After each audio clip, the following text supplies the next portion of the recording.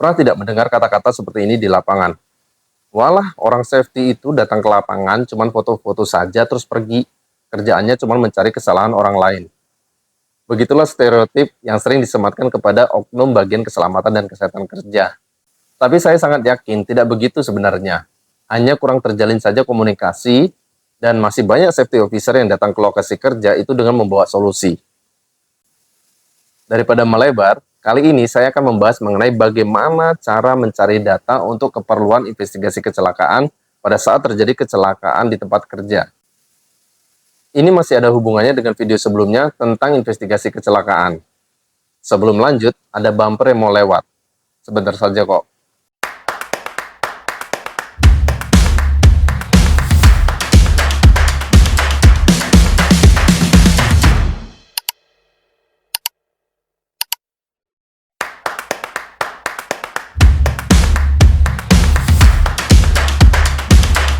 Selamat datang di Tanya Safety. Assalamualaikum warahmatullahi wabarakatuh. Semangat pagi. Halo semua, terima kasih sudah berkunjung di Tanya Safety. Saya Darmawan Saputra dari Tanya Safety, channel yang membahas mengenai tips, storytelling, dan berbagi pengalaman terkait dengan keselamatan dan kesehatan kerja. Semoga channel ini bisa menambah wawasan dan juga memberikan keberkahan bagi kita semua. Oh ya, untuk mendukung channel Tanya Safety, kalau teman-teman belum subscribe, yuk mari subscribe. Video ini akan membahas mengenai bagaimana kita sebagai safety officer mencari data di lokasi kecelakaan. Semoga video ini tidak pernah digunakan, artinya tempat Anda akan terjadi kecelakaan. Tapi kalau pas diperlukan, semoga video ini bisa membantu teman-teman dalam mencari data. Saat kita mendapatkan informasi bahwa terjadi kecelakaan di tempat kerja kita, maka langkah pertama yang kita lakukan sebagai safety officer adalah memastikan kondisi pekerja. Apakah pekerjanya sehat atau pekerjanya mengalami cedera? Ini bisa saja melalui telepon dari orang yang melaporkan, kita tanya bagaimana kondisi si korban. Sebenarnya ini akan lebih mudah kalau di tempat kerja Anda itu memiliki bagian Emergency Response Team atau ERT. Karena mereka yang akan memastikan melakukan pertolongan pasca kecelakaan terjadi. Tentu ini dibantu oleh paramedik. Selanjutnya, kita harus memastikan di mana lokasi tepatnya. Jangan sampai ketika kita akan menuju ke lokasi kejadian itu malah kesasar. Sampai di lokasi kejadian, yang perlu kita lakukan adalah melakukan pengendalian agar tidak terjadi kecelakaan susulan. Karena mungkin kondisi pasca kecelakaan itu sangat berantakan. Kemudian cegah kemungkinan kerusakan yang lebih parah dan isolasi lokasi kejadian dari kemungkinan adanya perubahan-perubahan. Bisa kita barikade, ataupun operasional yang melalui lokasi kejadian bisa kita alihkan, dan lain sebagainya. Kita mulai mencari data-data yang berkaitan dengan kenapa kecelakaan itu terjadi. Yang perlu diingat adalah, ketika kita menuju lokasi kecelakaan, ataupun saat mencari data, kita jangan pernah membawa misi tertentu, kecuali misi untuk belajar dari kecelakaan yang terjadi. Karena tujuan dari investigasi adalah belajar dari kecelakaan yang telah terjadi. Jangan lupa, komunikasi juga harus dilakukan dengan orang-orang yang ada di lokasi kejadian. Hibur mereka, berikan semangat ke mereka, kuatkan mental mereka, dan ajak mereka bercanda sehingga suasananya lebih nyaman. Dan yang pastinya kita tidak dikira hanya mencari foto dan mencari kesalahan orang lain. Setelah sampai ke lokasi kejadian, data apa saja yang perlu kita kumpulkan? Data yang perlu kita kumpulkan itu masih mengacu pada 4P, yaitu people, paper, position atau place, dan juga part. Apa saja itu? Sekarang kita bahas satu persatu. Yang pertama adalah people. Pada saat kita sampai ke lokasi kejadian, yang harus kita lakukan adalah mengidentifikasi siapa saja pekerja yang bisa kita mintai keterangan dengan wawancara yang berkaitan dengan kecelakaan tersebut, atau sering disebut dengan saksi. Penentuan saksi itu bisa berdasarkan informasi kronologi singkat yang kita dengar di lokasi kejadian, ataupun bisa juga berdasarkan kondisi lapangan setelah kejadian tersebut. Kita bisa menerka tuh, kira-kira bagian apa saja atau orang-orang siapa saja yang bisa kita mintai keterangan. Saksi sendiri itu dibagi menjadi dua, yaitu saksi langsung dan saksi tidak langsung. Saksi langsung adalah pekerja yang langsung mengalami kejadian atau melihat secara langsung pada saat kejadian tersebut berlangsung. Dan saksi tidak langsung adalah pekerja yang bisa memberikan informasi tambahan yang berkaitan dengan kecelakaan tersebut. Contohnya seperti apa? Saksi langsung adalah pekerja yang mengalami kecelakaan atau korban yang masih hidup, ataupun pekerja lain yang bersama korban pada saat kejadian. Saksi tidak langsung itu siapa saja? Ini bisa pengawas, operator ship lain, pekerja yang melakukan pekerjaan yang sama, pekerja yang menggunakan peralatan yang sama, ataupun petugas di ship yang lain, teman kerjanya, saksi ahli, bisa juga keluarga, bisa mekanik yang melakukan perbaikan unit, ataupun pekerjaan lain yang dinilai bisa memberikan informasi tambahan terkait dengan kecelakaan tersebut, seperti bagian personalia. Saksi-saksi yang sudah kita identifikasi ini nantinya akan kita interview dan kita selaraskan dengan data dan fakta lain yang telah kita kumpulkan. Untuk cara menginterviewnya akan kita bahas pada video selanjutnya.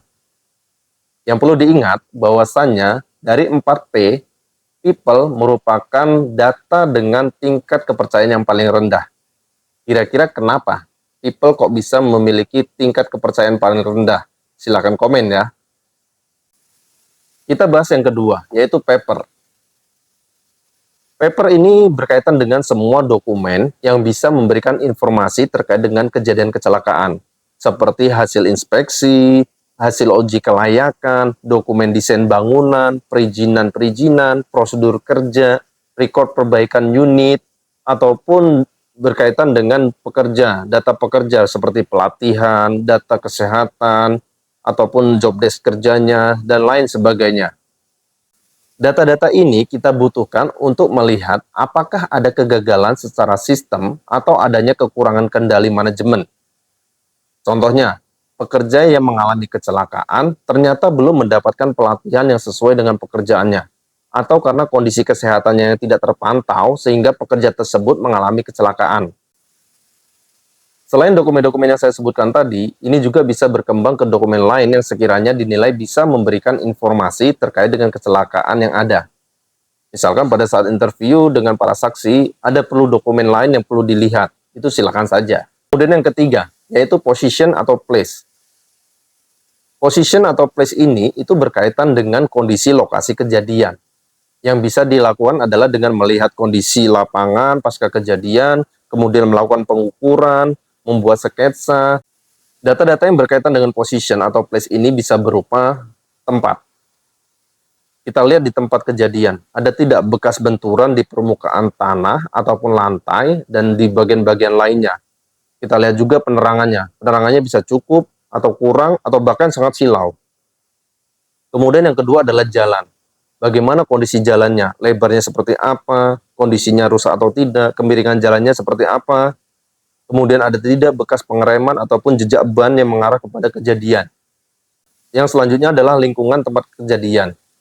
Kita perhatikan saja lingkungan tempat kejadiannya. Apakah penerangannya cukup, adakah rambu-rambunya, adakah kondisi yang bisa menghalangi pandangan pekerja sehingga terjadi blind spot dan mengakibatkan kecelakaan, ataupun ada suara-suara lain, ataupun kondisi debu yang bisa berkontribusi terhadap kecelakaan tersebut. Ambil foto-foto bagian penting di lokasi kejadian seperti jalan, lantai, peralatan, posisi korban, kemudian ukur jarak-jaraknya untuk keperluan membuat sketsa dan gambar sketsa dengan skala yang benar. Buat sketsa lokasi kecelakaan, pergunakan peta ataupun foto yang bisa menggambarkan kondisi lapangan secara detail. Bisa juga menggunakan foto drone misalkan. Hal yang sering kita lupakan, kita sering mengabaikan cerita-cerita dari orang-orang di lokasi kecelakaan. Padahal ini bisa membantu kita dalam mencari data apa saja yang diperlukan dalam proses investigasi kecelakaan. Termasuk kita harus inventory saksi-saksi yang perlu kita interview nantinya. Itu kita lakukan pada saat kita berada di lokasi kecelakaan. Sekarang kita bahas P yang keempat, yaitu part atau peralatan. Ini berkaitan dengan data peralatan yang terlibat. Yang perlu diingat, ketika kita melakukan pengumpulan data yang berkaitan dengan peralatan yang terlibat, ini cukup tricky ya teman-teman. Karena kondisinya bisa jadi berubah secara cepat. Misalnya, kondisi suhu unit, level oli, ataupun kondisi jarum-jarum penunjuk yang bisa berubah sangat cepat dari kondisi pada awal kejadian. Sehingga kita perlu sesegera mungkin melakukan pengukuran. Yang bisa kita lakukan pada saat melakukan pengumpulan data peralatan atau part, ini yang pertama periksa suhu. Bisa jadi di lokasi kejadian ataupun pada saat kejadian ada suhu-suhu tertentu yang perlu kita pantengin. Itu harus kita kumpulin tuh. Ada juga kita, misalkan kita cari adakah bau-bau yang tidak semestinya. Misalkan bau kampas rem, tumpahan oli, ataupun karet terbakar, dan lain sebagainya. Yang kedua adalah analisa teknis. Analisa teknis ini harus dilakukan orang-orang yang berkompeten. Ini bisa memberikan wawasan kepada kita, informasi kepada kita, bagaimana kecelakaan itu bisa terjadi secara teknis. Misalkan adanya kegagalan brake, itu kita minta mekanik yang melakukan evaluasi secara teknis. Yang ketiga, foto dan catat semua kerusakan yang terjadi pada peralatan. Yang keempat, kita harus meriksa apakah ada pelindung mesin yang tidak berfungsi atau memang tidak ada pelindung mesinnya. Yang kelima adalah periksa label-label ataupun sertifikasi yang ada di peralatan tersebut. Yang perlu diingat adalah jangan pernah merubah kondisi peralatan yang terlibat kecelakaan, karena ini akan mempersulit dalam melakukan pemeriksaan kecelakaan. Foto dan catat semua yang dapat dijadikan informasi. Kalau memang diperlukan, lakukan uji coba pada peralatan yang terlibat. Kalau memang nggak bisa, lakukan pada unit yang serupa. Ini berguna untuk mengetahui kondisi peralatan pada saat sebelum kejadian kecelakaan. Sepertinya semua sudah kita bahas ya, 4P, people, part, position, ataupun place, dan juga paper.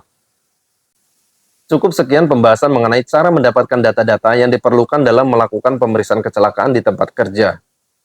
Dan memang cukup banyak data yang harus dikumpulkan dalam melakukan pemeriksaan kecelakaan. Hal ini tentunya agar investigasi benar-benar objektif dan tidak hanya melihat dari kegagalan personil saja. Kegagalan personal itu adalah simptom dari adanya kegagalan sistemik. Suatu tindakan yang berkontribusi pada kecelakaan bisa masuk akal bagi salah satu pekerja untuk dilakukan, maka bisa jadi akan masuk akal juga bagi pekerja lain untuk melakukannya. Dampaknya kecelakaan bisa berulang. Agar channel ini terus memberikan manfaat, jangan lupa like, komen, dan subscribe. Bagikan link video ini ke sosial media Anda untuk memberikan manfaat yang lebih luas. Kalau ada tema yang ingin dibahas, silakan di komen ya. Coba aja kita apakan dulu, tanya safety.